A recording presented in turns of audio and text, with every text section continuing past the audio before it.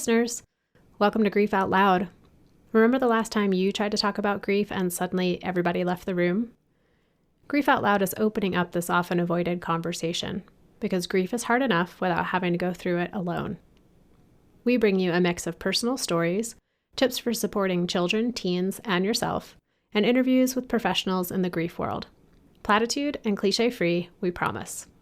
Grief Out Loud is hosted by me, Jana DeCristofaro, and produced by the Dougy Center for Grieving Children and Families in Portland, Oregon.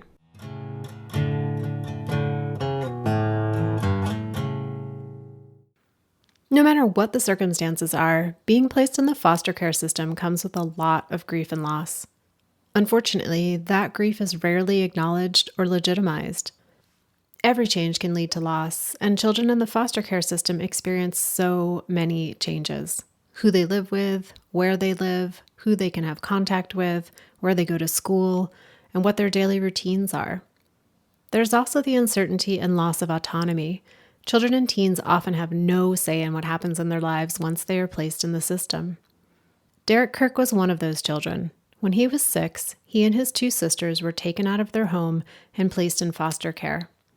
Derrick was eventually placed in an orphanage, which today would be called a group home. While the orphanage provided for his basic needs, food, clothing, a place to live, and the chance to attend school, a lot of his emotional needs went unmet. When he turned 18, Derrick aged out of the system and had no place to live until he went to college. Today, Derrick is a successful real estate entrepreneur who is dedicated to helping others who are in the foster care system. He does this through his work as a speaker and also as the founder of the Derrick Kirk Foundation, which provides direct financial, housing, and other assistance to youth and their families. Derrick is also the host of his podcast, My Thoughts with Derrick Kirk. Derrick had to teach himself a lot. While the system provided for his basic needs, it didn't equip him with the skills and knowledge he needed to live as an independent adult. Now, he's committed to helping other youth get the support he so needed. Just to note, listeners, that in our conversation, we referenced the LIGHT program, which stands for Listening and Led by Youth in Foster Care, Grief, Hope, and Transitions. LIGHT offers peer support groups based on the Dougy Center's model for youth in the foster care system who are experiencing loss. If you want to learn more about LIGHT, be sure to tune into episode 136 and 137. Okay, here's my interview with Derrick. Derrick, thank you so much for joining me today for Grief Out Loud. Thank you for having me. I'm glad to be here. And your story, and I'm sure we'll talk a little bit more in depth about it, but the basics is that you were orphaned at 7. And a lot of us, when we hear that term orphan, we think of someone who's had both parents die. But how do you relate to that term, that name, an orphan? I definitely classified myself as an orphan because I lived inside of an orphanage. Due to my parents abandoning me. And so it's still a loss because I didn't have my parents there. And then being placed in an orphanage, that made me an orphan. And what do you remember about the day that you were placed into the foster care system? I remember it, I was 6 years old. And it was a regular school day. And when I left home that day, it was pretty normal. Nothing out of the ordinary, what I would consider normal in our household. No red flags anywhere. I went to school that morning. We had breakfast, getting through the day. And I'm sitting in class and my teacher, I guess someone knocks on the door of the classroom. She sees who it is. We can't see who it is. We're on the opposite ends. We're on the same side of the door. She's on the opposite side. So she goes out into the hallway to greet. It was the vice principal and some other people in the hallway. And we hear them talking for some time. So usually if it's something like that, the teacher steps out for just a moment and then she comes back in. But this time it was pretty lengthy. And so in that time, I definitely noticed that her emotions had shifted and she came back in like something bothered her. She looked directly at me and then calls me to the front of the class. And so I knew by the look in her face, and so did the class, that whatever is she just heard or just learned is very serious. And so she calls me to the front of the class, gives me a long drawn hug, because this was in elementary school, you only have one teacher. And so she gives me a hug because she's the only teacher I've ever known. And so she gives me this long, long, long hug and then says, "I'm going to miss you." And that's not what you kind of want to hear as a 6-year-old. Like, you're like, "Wait, what?" And I immediately thought something happened to my mom because of the abuse that was going on inside the home. I thought immediately something happened to my mom. So I turn and look out of the hallway. I see my sisters there. So I immediately think something happened to mom. So I go out in the hallway. She's there. My sisters, I have 2 sisters. They are standing there. The vice principal is standing there. And there's this mysterious lady with this huge folder in her hand. And I didn't even acknowledge her at all. So I'm looking at my sister and the vice principal, like, what's going on? Like, what happened to mom? And my sisters are thinking the same thing. We don't know what's going on. And so they don't know what's going on. I don't know what's going on. We just started walking down the hallway. As we were being escorted down the hallway, the lady with the huge folder finally lets me know who she is. She say, "Hey, I'm from social services. I'm here to take you guys away from your home because your parents abandoning you. And so we have to find you guys a new home." And so we didn't believe it. We were like, "No, our mom would never abandon us. So this is definitely, you're not telling us the whole thing." And because we're kids, we're not going to get the whole thing. And so my older sister, she's kind of the ringleader when we were younger. And so we kind of do everything she says. We follow her lead. So she grabs our hands and she says, "When we get outside, we're going to run and we're going to run home." And so she's just crying, bawling her eyes out as we walk down the elementary school hallway. And my little sister's doing the same thing. And we get closer and closer to the door. I'm like bracing myself. I haven't shedded a tear yet because I'm still processing. We get outside and we're getting closer and closer to the car. She's just holding our hands tight as if any moment now she's going to just dash and we better keep up. We get closer and closer to the car outside and she gets in the car. She never runs. And so we all get in the car and they're crying even harder because it's over. We're in the car's moving. And as the car is driving down the street away from our school, my sisters are just bawling their eyes out because they think we're never going to see our mom again. I'm not shedding one tear. I'm thinking to myself, is something wrong with me that I'm not crying in this situation? So so many things are running through my head. So many emotions are running through my head.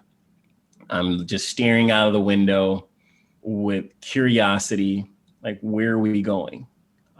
And we pull up to this house and she says, "This is going to be your new home." She walks us inside the house. It's a beautiful house in the suburb. Nice African-American family that lived there. They were very well-to-do, and they had other kids that was there as well. It was very structured. Coming where I live, we had zero structure. No one really cared what we did every day. We could stay out all night. We didn't have breakfast, lunch, and dinner on a schedule. Some days, most days, we went without eating. These things were normal in my world then. Until I got to this house, that's when I knew, like, oh my God, this is like how families are on TV. Like, we have breakfast on time every morning, a variety of breakfast. We have lunch, we have a snack, and then we have dinner. We have a bedtime, we have TV time. It's pretty structured. We have school. The school bus picks us up, which was unheard of in our neighborhoods. There's zero school buses. All these things were just so foreign to me, and I had to get adjusted very quickly. And discipline wise, if you misbehave, the parents would spank you. But that didn't sit well with me. My sisters were good. They never got in trouble, but I did. And one day they tried to spank me, and since I was heavily abused in the previous home, once I got out of that situation, I kind of gave myself a zero tolerance policy on spankings. And so they tried to spank me and it didn't really work out. I pretty much burst, and they decided that they could not have me any longer. So they called my social worker back 24 hours later. They removed me from the home away from my sisters, that in that same instance. So I was in that home for maybe a month before they realized, okay, we cannot handle this kid. He's too much for us to handle. He is not conforming to how we have things here. So they got rid of me, and at that point, it wasn't anywhere else for me to go. They looked at their system. There was no openings that I would fit. It was only one place for me to go. So they let me know, at this point, Derrick, we got to take you to an orphanage. I didn't know what an orphanage was. So they was like, well, it's sort of like a juvenile facility. I'm like, I don't know what that is either. Because you're 7 at this point, right? And they're using words you have definitely not been used to talking about. I'm almost 7. I'm probably like a month away from being 7. And I don't know what's what, but they're explaining to me what's about to happen in vague details but they're trying their best to talk to pretty much a 7-year-old. We are driving to this facility, and when we pull into this place, these massive gates, they had to be 15-foot gates, 20-foot gates. And it's this university-sized campus that we pull into. And when we pull inside the gates, my breath was just taken away. It had to be about 2,000 kids that live in this facility. It was kids everywhere. Once we pulled in, we're going like 5 miles an hour because there's kids running all across the front of the car, around the car, kids of all ages, from 6 years to 18 years old, kids everywhere. They had everything a kid could want for it in a childhood. They had all the basketball, the hockey. They had everything a kid would want in one place there. They had schools on campus. They had from elementary school to preschool to high school and middle school, all there. This place was heavily equipped to be its own little city for these kids to grow up in. And it gave me a childhood that I would have never gotten if I kept going foster home to foster home to foster home. It would have been a huge learning curve. This place kind of gave you what you were missing on the outside. With all these kids, it gave you a brotherhood. There, it gave you people skills. It gave you skills that you would have struggled to get outside of that place. The schools, if you do well in the schools, they send you off grounds to schools, so that way you can actually have a regular experience with a school like regular kids. And that's what they did for me. And that was a challenge as well. Once I graduated the on ground school, they sent me away to school. And then it's hard not telling people where you live, because you make friends at these middle schools that you go to, and they all want to come stay at your house, or they want you to come stay at their house, and they can't understand why they can't come over your house. And they need state approval to come over my house, and I need state approval to come over their house. Their parents have to go through so many background checks for me to stay over their houses. The red tape was just ridiculous. So that never happened. So I never told anyone where I lived. And I just let my friends think it was complicated all through middle school. I never let anyone know. I wanted to keep my home life secret. I wanted to keep that I was an orphan secret as well. I didn't want anyone to feel bad for me. That was one thing I got a taste of that I did not like, is people feeling bad for me. One day in middle school, my teacher found out. I guess she found out from the office my situation. She pulls me to the side one. She said, "Derrick, I heard your story. It's unfortunate."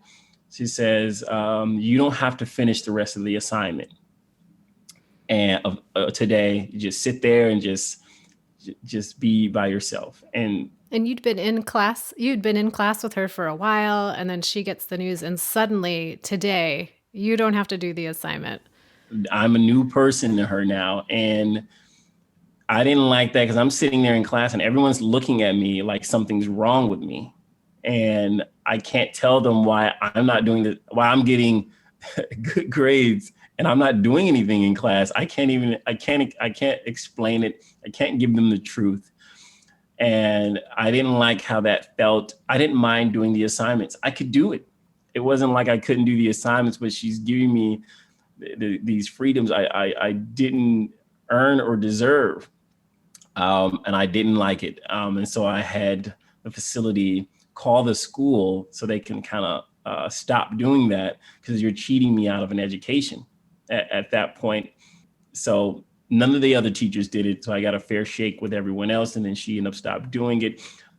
Growing up in an orphanage wasn't as bad as people will perceive it to be. It gave me a childhood that I couldn't have got outside of it because of my circumstances. So that place kind of saved my life in a way. And Derrick, I was thinking as you were talking when you said, in middle school, you kind of just kept it under wraps, right? Because you're Mm-hmm. trying to just be in middle school and make friends and go to school, do your assignments, and not wanting to have to really share with people like why they can't come over and play basketball after school at your house. And now you're at a place in your life where you're telling your story a lot through your work on other people's podcast shows, on your podcast show. What is it like in this moment when you go back to that day when you were put in the foster care system? Like, what is it like for you to tell the story now? What's it like now? I enjoy doing it now because there are now kids the same age I was now that are trying to navigate, or they're becoming an adult and they're trying to navigate. If they only had someone that could give them some advice that navigated those same roads already successfully, there aren't many of us. And so I spent 10 years in that orphanage, and there's plenty of kids that are younger than me that are on that same path, and or that are already in college that are making it, but they're having such a hard time and they don't believe that they're going to make it. So I tell my story now as a guide, so younger people know that there is a way, and so people throughout the country and other countries know that there are people like me that exist in other countries. I get that a lot, that people don't think people live like this in America because of our perception across the country. But I am very real. I can see you right now. I can vouch that you are real. Yeah, I am very real. My story is definitely authentic. I definitely want people to know every bit of it. It helps inspire them, even if they've never been in this situation. It helps them inspire them to want more for their lives as well as they see you progress. So, Grief Out Loud is hosted by the Dougie Center, and we primarily provide peer support groups for kids who have had someone in their life die. But there is a program called Light that was piloted first in South Carolina, and it Mhm. stands for Listening and Led by Youth, Grief, Hope, and Transition. And Light took the peer support model that we have at the Dougie Center for kids who have had someone die or have someone living with an advanced serious illness and replicated it for youth in the foster care system. And, the youth in those groups, some of them have had someone die, but many of them are grieving the more like the technical term of the non-death losses of being in the foster Mhm. care system, of being cut off from their biological family or having to move to different foster care homes, or the variety of different non-death losses. And so when you look back on your experience, what are some of the losses that you dealt with?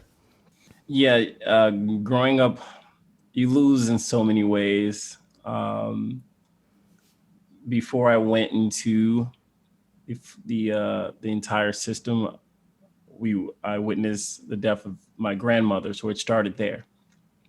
It was very early in me getting to know her, but she was quickly taken away. I witnessed my aunt quickly taken away as well. And then as I get into the system, you start experiencing loss that are outside of death. You start building these brotherhoods with all of these kids, and then they're getting adopted a month later.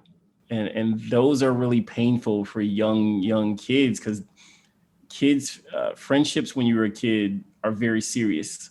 You can't see the end of a friendship, when you're a kid. You give it your all. So those friendships are real bonds. And every year, countless and countless of brotherhoods are born, and then they're taken away.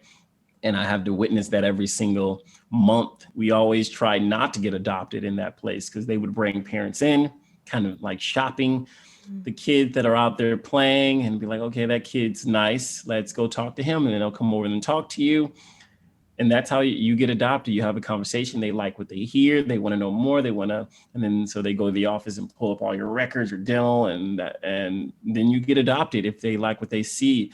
That's happened to me countless times, but no one actually took me home with them. So I had to be there from 6 all the way to 18, watching kids get adopted, watching parents and families come talk to me, and nothing ever happened for years and years and years. After a certain point, you kind of know it's never going to happen. After you're about 11, it's kind of over, because you're about 6 feet. At 12 years old, no one's taking you home at that size. So it's kind of over. They usually want the younger kids.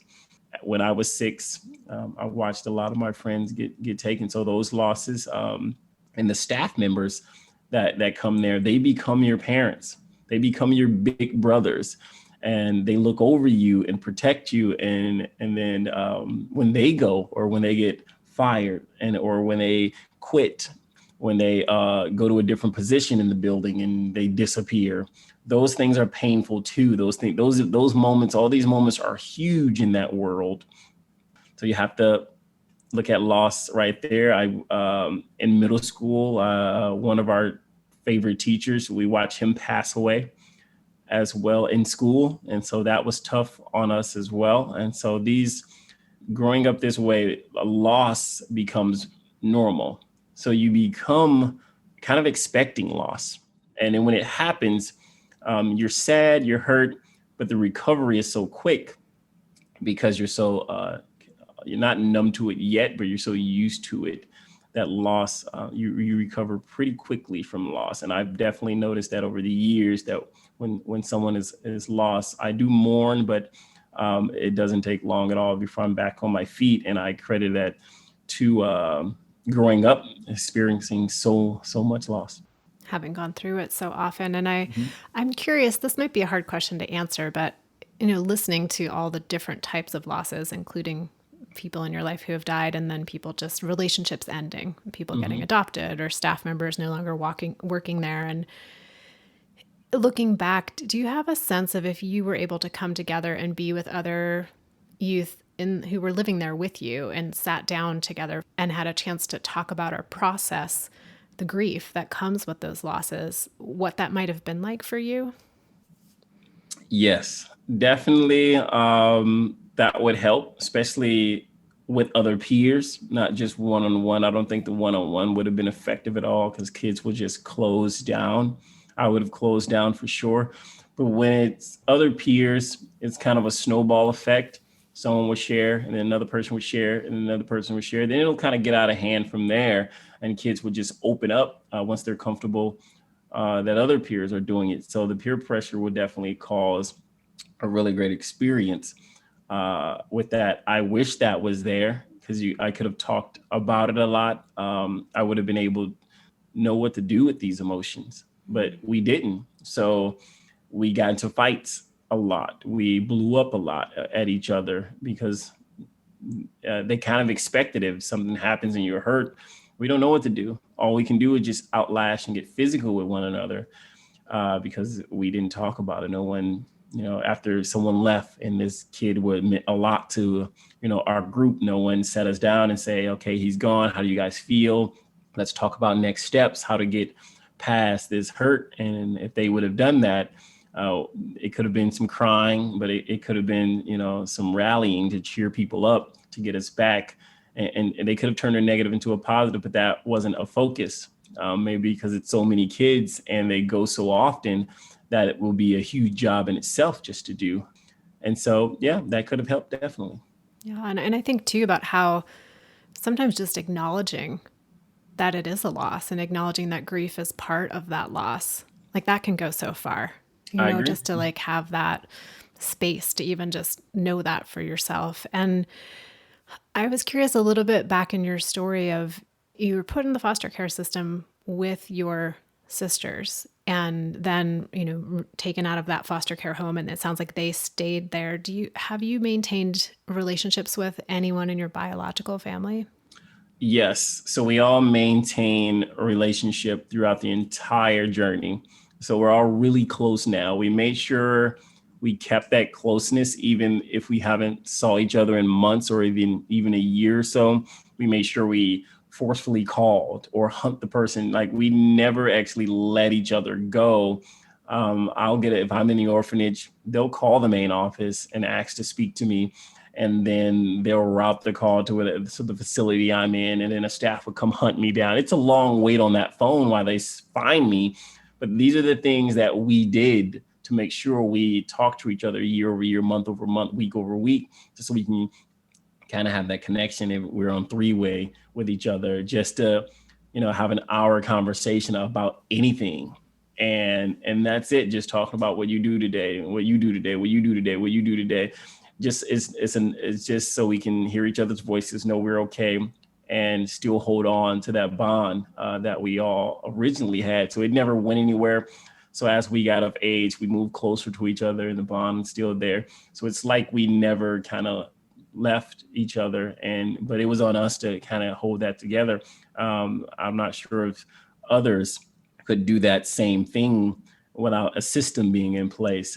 There was no system in place then, so we had to kind of do it ourselves. And my older sister was the ringleader on that, and so she made sure that that happened. So she maintained the role that you were describing her in on that day when Mm-hmm. you all were taken out of school, and she was like, I'm in charge, here's the plan. Sounds like she maintained that role of like, here's the plan, here's how we're going to stay connected. Yep. So looking back, are there certain ways that adults in your life at school or at the home, what did they do that was helpful, or what did they not do that you really needed or would have been supportive? What they didn't do a lot in that home. It was pretty set in stone what the rules are, what they can and what they can't do.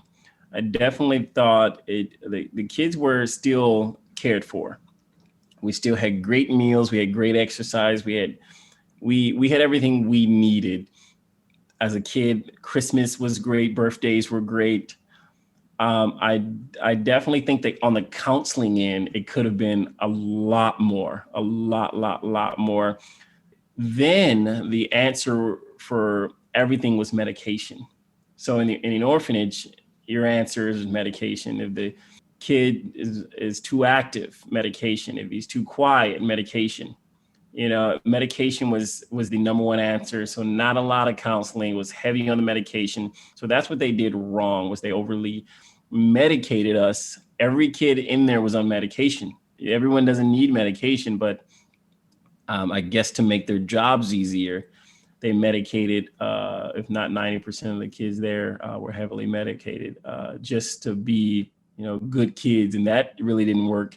Some of the medications didn't work for these kids. We were still definitely kids. We were, breaking stuff like kids do. We were noisy like kids do. But a lot of kids, the medications did work for. We would see when they're off their medications and they're moving around and they're noisy. And then when they're on their medications, they just sit quietly. And we're like, okay, that's not normal. That's not him. So even as kids, that medications are controlling you in a way. So that's what they did wrong. What they did right was they made sure, we had the environment to be a kid.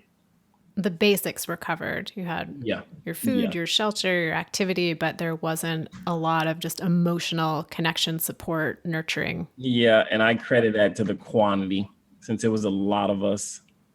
That's what it was. Since it was so many kids, I think they just felt like if medication would be needed, and when the kids behave a certain way, medications would correct it. I know that another major transition point for youth when they're in the foster care system is when they age out of it. So when you hit, I guess, 18 and you're no longer in the system anymore, what was that transition like for you? Once you age out of it, that's when things get crazy because everything is taken care of, and then they kind of take the training wheels off with you don't have an education on adulthood. So you have to learn adulthood yourself, and many people fall by the wayside.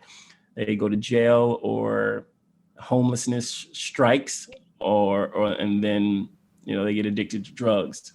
So after the training was off for me, homelessness striked. I was a homeless teen until I went off to college. And that transition part from high school to college, I didn't have a home and I had to sleep in a motel up until that transition. I definitely didn't know how to be an adult. I didn't know how to manage my money.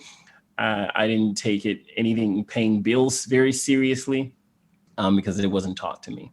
I had to kind of hold on until school started so I can move into school.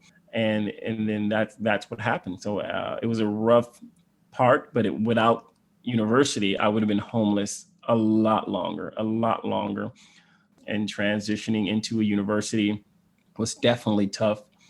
I needed a tutor for pretty much almost every class I had, and that was consistent until I graduated. So not much for partying. I definitely had goals for myself that I wanted to achieve, but the road was really bumpy. I had to be consistent. I had to fight along the way at every turn without having a lot of tools, especially after being taken out of the orphanage. All the tools are taken away. You kind of got to fend for yourself. So there was a steep learning curve, not only in the academic side of things, but just in the life side of things of like, Yep. how does all this work? No one has shown me how to do this. I agree. Yeah, that's exactly what it was. It was definitely a messy journey, but now I'm clear. Now it's much better, and I definitely want to be able to give advice whenever I can to help someone else struggling or trying to figure out what do I do here? What do I do here? I just got released from this place. What's next? How do I navigate? How serious do I need to take this? How serious?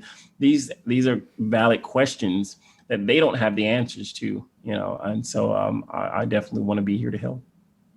So catch us up then on like what's happening now, because a lot's happening now. I mean, you're an entrepreneur, you've got your podcast, My Thoughts with Derrick Kirk, you've got your foundation. How's that work happening in the world right now? The foundation is helping people that grew up like me, whether you're a college student and you're struggling, we help you buy your first car or textbooks for school, or you need some necessities, you need some toilet paper, toothpaste, groceries. And we do the same thing for single mothers as well.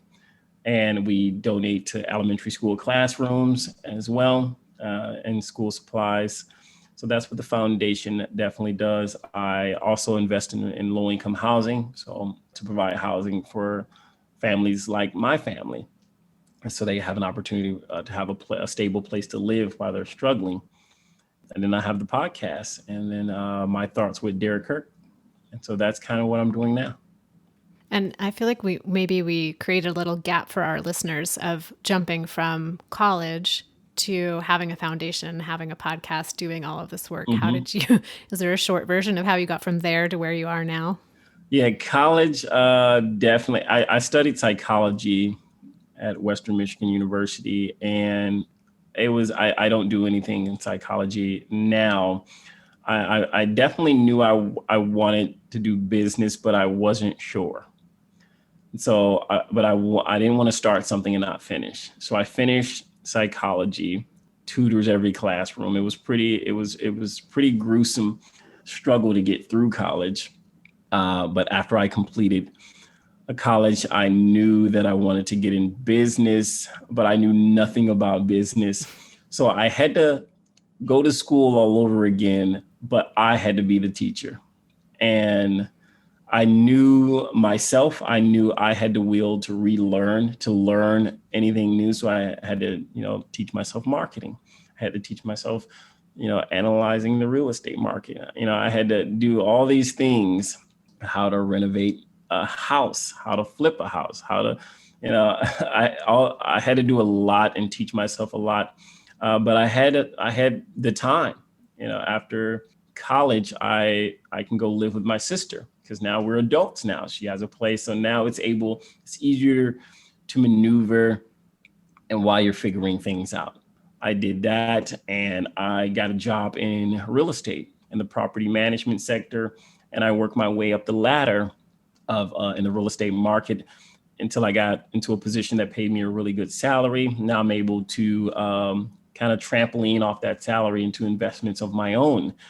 And so during all that time, I had to educate myself on what I really wanted to do. And so I focused on what was in front of me, which was the job.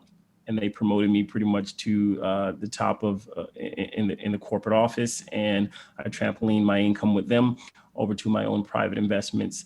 And now they're pretty successful. So you got a master's degree in Derrick, basically. Pretty much. Taught yourself. Pretty much. You definitely, it's not easy, but so you know what you're capable of. If someone else doesn't, you just only got to prove it to yourself. So Derrick, I'm sitting here inspired by your commitment to helping other kids and teens who maybe find themselves in a similar situation growing up that you did, and helping to share all of your hard-won knowledge of how do I do this? How do I navigate this? How do I get connected with myself? How do I find my way in this world? And so if there's listeners out there today who either are youth in the foster care system or someone who's supporting them, what's the best way for them to reach out and connect with you? www.derrickkirk.com. There's a website and there's a contact page on there. You can see everything on there from my foundation. We have a blog there as well. And you can catch me on the podcast at My Thoughts with Derrick Kirk on any platform. So wherever you're listening to this right now, you can find me there. Great. Well, Derrick, thank you so much for making time today to talk with me at the end of the day, at the end of the week. I know it's a big lift sometimes. I'm glad to be here. I think I did some good here today. Well, listeners out there, thank you so much for taking time out of your day to tune into this conversation. If you are new to our podcast, you can find all of our past episodes at our website, dougy.org/grief out loud, or anywhere that you tune in for your podcasts. And if you want to connect with me, you can send me an email at griefoutloud@dougy.org. Thanks so much for listening, and hope you'll join us again next time.